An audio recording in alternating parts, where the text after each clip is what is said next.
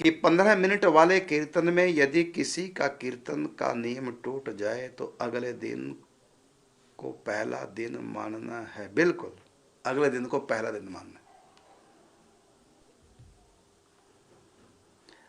या अंतिम 100वें दिन के बाद एक दिन अतिरिक्त कीर्तन करके 100 दिन पूरे करने होंगे। नहीं जी, यदि आपका एक दवाई है, वो शायद मिर्गी की दवाई है, उसमें है शायद 3 साल का कोर्स है। मान लो 1 महीना रह गया 3 साल होने में, यदि एक दिन दवाई नहीं खाई तो फिर दोबारा से 3 साल का कोर्स किया जाता है। अनुष्ठान 100 दिन लगातार पूरा, बीच में नियम ना टूटे।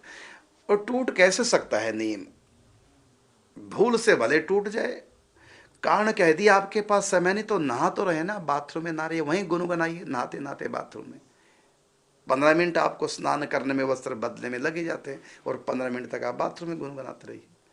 आप ड्यूटी जा रहे हैं तो धीरे धीरे, जोर से नहीं, आसपास को किसी को डिस्टर्ब नहीं करना, धीरे धीरे आप गुनगुनाइए। बस में बैठे हैं, गाड़ी चला रहे हैं, आप गुनगुनाते हुए गाड़ी चलाइए। 15 मिनट तो कीर्तन कर ही सकते हैं। भोजन के बाद भी तो 15 मिनट टहलना ही चाहिए, विशेषकर रात्रि के भोजन के बाद। तो भोजन करके आप छत पे चढ़ जाइए, वहाँ पर टहलिए, 15 मिनट कीर्तन करिए। ये आवश्यक नहीं कि बैठ करके हारमोनियम ढोल किसी या सारे मिलकर कीर्तन करिए। यदि करो कीर्तन अच्छा है, लेकिन किसी दिन नियम टूट रहा हो, ऐसा संयम हम नहीं कर पा रहे इकट्ठे बैठ करके, या लेट हो गए हैं, तो ऐसी स्थिति में आप अकेले नियम कर लो। उस दिन छत के ऊपर चढ़ जाओ, भोजन के बाद रात्रि थोड़ा टहलना चाहिए, 15 मिनट लगातार घूमो कीर्तन करते। पार्क में निकल जाओ, 15 मिनट का कीर्तन वहाँ निभा लो, कर सकते हैं, कोई कठिन नहीं है। तो 100 दिन लगातार कीर्तन हो जाए तब ये समझो कि, लेकिन ये नहीं कि 100 दिन पूरे होने के बाद छोड़ देना, नहीं। 100 दिन होने के बाद नहीं, जिस दिन आपदा आएगी, जिस दिन भी, तो उस दिन कम से कम 100 दिन का तो होना चाहिए कीर्तन। आपने मान लो लगातार 100 दिन कर दिया फिर छोड़ दिया, नहीं। उस दिन आपदा के दिन आपके 100 दिन पूरे होने चाहिए। और आपदा कब आ जाए कुछ नहीं पता।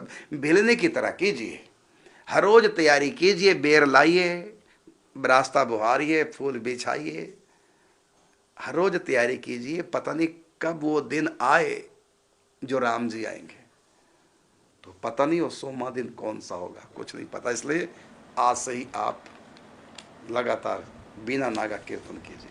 ये सोचिए अब आप तो करना है, ये कीर्तन आपके पीछे पड़ गया, अब तो ये आपको भगवान से मिला के छोड़ेगा। बस कीर्तन को पकड़ के रखिए। 100 दिन का कीर्तन होना चाहिए।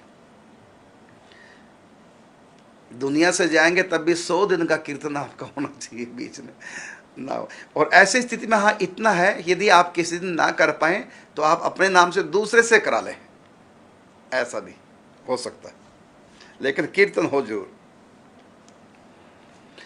अगला प्रश्न, हाँ, तो साथ में मैं कहना भी चाहूंगा कि जो भी इस समय मुझको सुन रहे हैं, लगे हाथ में बता देता हूं, कीर्तन करें भाई। और एक बात मैं कहूंगा, ये लक्ष्य मत रखिए कि आने वाली आपदा से हम बच जाएंगे, ये लक्ष्य मत रखिए, ये छोटा लक्ष्य है, ये तो मुक्ति वाला लक्ष्य है। ऐसे तो आप मुक्ति की तरफ चले जाएंगे, प्रेम की तरफ। भगवत प्रेम कीजिए, प्रिया प्रीतम की प्रसन्नता के लिए, उनको रिझाने के लिए, उनके चरणों की प्राप्ति के लिए। प्रेम, भगवत प्रेम प्राप्ति का लक्ष्य लेकर कीर्तन करेंगे तो ये बहुत ऊंची बात हो जाएगी। इसका भी लाभ है, भय के मारे करो। वो तो कहा ना, भाएं कुभाएं अनख आलस हो, नाम जपत मंगल दिशि दस हो। कैसे भी कीर्तन करो, वो तो लाभ है ही है। लेकिन यदि हम अपना भाव कहीं ये रखें कि भगवान को रिझाने के लिए, निकुंज की प्राप्ति के लिए, उनकी रसमयी चरण सेवा के लिए हम ये कर रहे हैं कीर्तन, तब इसकी तो महिमा अपार हो जाएगी। ये आपका उद्धार कर देगा, जन्म मरण के चक्कर से छुड़ा देगा। इतनी महिमा है। कृते अध्याय तो विष्णु त्रेतायाम जजतौ मखे, द्वापरे परिचर्यायाम कलौ तद हरि कीर्तनात्। प्रभु का कीर्तन हमको भगवान से मिला देगा।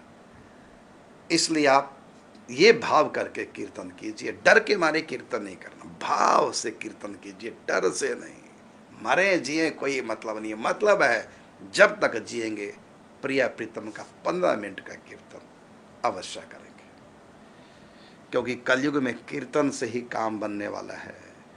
जाप, नाम जाप भी काम करेगा से समय, क्योंकि कीर्तन तो केवल 15 मिनट का, बाकी तो नाम जाप, हर समय नाम जाप गुनगुनाते रहिए। और इतना भी मैं कहना चाहूँगा कि साथ साथ लीलाओं का भी चिंतन करो, भगवान के रूप का चिंतन, भगवान की लीलाओं का चिंतन, युगल रूप का चिंतन करें, युगल लीलाओं का चिंतन करें। जिसका जैसा भाव, अकेले कृष्ण का भी चिंतन कर सकते